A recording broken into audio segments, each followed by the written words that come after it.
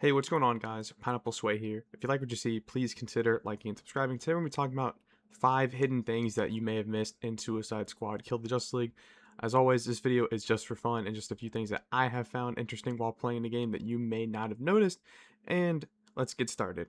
Now, as always, this kind of showcases of what could have been or could still possibly be a scenario of what could be. Anyways, though, let's start with the number one thing, and that is the Katana Easter egg. Now, a lot of people may not know about this, but at some point, Katana was set to be a playable character in this game. It was mainly in the Year 2 slate, but you can actually find Katana's mask in Metropolis. As you can see right here at this exact location, if you go to it on the map, you can find Katana's mask. Now, unfortunately, nothing cool happens when you do find the mask, and this was actually pointed out by a subscriber a few months back, and yeah, this kind of reminds me of the Arkham City Easter egg when you find the Scarecrow mask, but this is the first hidden thing that you may not have noticed because not a lot of YouTubers have even mentioned this or talked about it, and it's something that I find pretty cool. Next on the list is Wonder Woman is actually still alive. Now, I've actually made a few videos on this uh, already, but in season 4 of Suicide Squad Kill the Justice League, Deathstroke's audio tape kind of proves that Wonder Woman is alive. Now, obviously, if we would have gotten the full content spill, Wonder Woman was set to come back, I believe, in season 4 as well. And obviously that did not happen. Deathstroke basically mentions the exact way of how she was going to be brought back. I don't know if the squad would have gone to her home to see her been, revived, or if she just would have showed up randomly in the final battle. But she was set to be remade by her gods. And that's what Deathstroke basically, hints at. He also mentions that Batman was alive as well, and sort of gives off that he's too cagey. This was definitely an audio log that was intended to release way soon, or that was released way sooner than intended, and basically cagey just means reluctant to give information. Now, I don't really know what this really alluded to, but my only assumption is that Amanda Waller wanted to form her own version of the Justice League, and Batman and Wonder Woman just simply wanted no part of it. So yeah. Anyways, though, let's play the audio log. So in case you guys haven't heard it, you can hear it now. Alright, it's time to stop pussyfooting around. Let's talk about metahumans. Aren't you a metahuman? I'm enhanced. Honestly, Amanda, where did you find this guy? Colonel Flag, that'll be all for now. Director? Deathstroke? This invasion worked out pretty well for you. You get the supers in your pocket. Well, maybe not Batman, he's too cagey. And Wonder Woman, She's not an issue. they say she was made from clay by the gods. You might want to keep an eye on that. Anyway, you get the League. Makes perfect sense. So why are we having this conversation? There's a piece of the puzzle I'm missing, and you know how I love cracking puzzles. Honestly, if you could send me back to that medieval world with a bunch of puzzles, I'd be happy. But it just seems odd to me, you talking successors and retirement, when you're about to get everything you want. How do you know what I want, Slade? Experience. Number 3 on the list is something that I still find incredibly interesting that kind of just doesn't make sense to this day, and that is basically Green Lantern's eyes are still purple, meaning that when we rescue him, he's still corrupted. Now, I think this kind of alludes to that the Clone 3 wasn't exactly the plan, obviously, of what we got, that the Justice League were clones, but it opens up a lot of questions. Now, believe it or not, this isn't like a visual glitch. It was actually intended from Rocksteady for Green Lantern to still be corrupted. It's just we never really got to figure out what it truly meant. Because as most of you guys know, when we rescued the Flash, he doesn't have the purple eyes.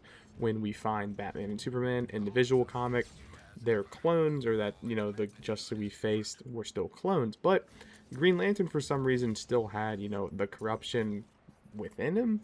I don't really know what this story point was set to be. My only thought is it just proves even more that the ending that we got wasn't what was originally intended. But in case you guys are wondering where is this from, it's from season 3 episode 1 when you get to rescue Green Lantern. As you guys can see, clear as day, Green Lantern's perfectly fine. He's no longer corrupted, but you can see it still clearly affects him. Now, What do you guys think? I can't really think much of anything with this, but I still think it's pretty interesting seeing this and maybe of what could have been, or I really don't know. It still kind of has me question and leaves a lot to be desired, especially when it comes to this game. But now moving on to number 4, after we're going to see Green Lantern fall to his death. No, I'm kidding. But yeah, now moving on to number 4. Number 4 is actually the prequel comics to this game, and alluding at the fact that there is sort of more to the universe than we really expect. Now, it kind of depends if you consider the prequel comics to be canon or not. I like to consider them to be canon, but basically what I'm trying to get at is in the prequel comics, they go to 2060 Gotham, otherwise known as Neo Gotham. This basically means that there's a certain character out there that fans love and adore, that being Terry McGinnis. Now, I have no idea if they're going to canonize the prequel comics, but basically the reason why they go out there is to basically talk about the events of this game and what happened. Now, they don't really give much in the prequel comics because it came out before the game, but it's still interesting to look back on that they went to 2060 Gotham, that they basically sort of opened that, for us fans to sort of discover and explore. But the unfortunate thing is, though, not many people probably bought the prequel comics and don't even know about it. So we're kind of just waiting to see, what the next Batman Arkham game could be. And in my opinion, since they basically already alluded to the idea that Terry McGinnis and that Batman Beyond universe is out there, maybe the prequel comic was sort of a setup. I really don't know. It's a it's really far-fetched, but it's still something interesting to point out that revolves around this game that not many people may know, is that Terry McGinnis is technically in the universe, just in the prequel comics. And lastly, number 5, Brainiac basically warning of other threats, and Brainiac 13 still being alive. Now, in all honesty, this is a big spoiler, so you have to beat the game if you kind of want to understand this, but a lot of people just may not care. Brainiac 13 is still alive and basically is set to join Amanda Waller in creating her new Suicide Squad. Do we have any idea of what that will be like and where that'll go? Honestly, I have no idea. But Brainiac as well also warns of other greater threats. In fact, an even greater threat. Now, a lot of people like to think that he was referring to Lex Luthor, but he was actually referring to someone else. Now, I've made videos about this before, and I still think that this storyline can be set to happen again, but it might be tweaked a little. Now, the original plan and the big threat that Brainiac was referring to, sort of the multiversal threat, if you will, that wasn't Brainiac, was the Batman Who Laughs. Now, he was set to be the year 2, year 3 villain. I think year 3, if I'm not mistaken. I've made videos about this already, so if you're like a long-time subscriber, you've heard me talk about this. But I think Rocksteady, in a way, could tweak this and possibly bring Darkseid into the mix, or someone else entirely. We know they're making a Batman game next. It's just a matter of figuring out. Knowing that, from what I've heard, is Suicide Squad still going to be canon? From that part, yes, I believe it will, and I don't think it's going to be retcon. So it's just a matter of waiting to see exactly what they do with all of these assets, because I don't think they're going to let these assets go to waste. I still think they're going to find a way to make this game valuable.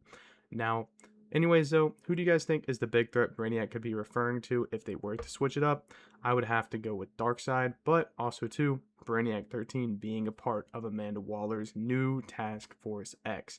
I don't think we'll ever see that storyline, however, but anyways, though, I hope you guys enjoyed this video. This is 5 interesting things / hidden details that you may have missed in Suicide Squad Kill the Justice League. Anyways, though, this is Pineapple Sway. Peace out.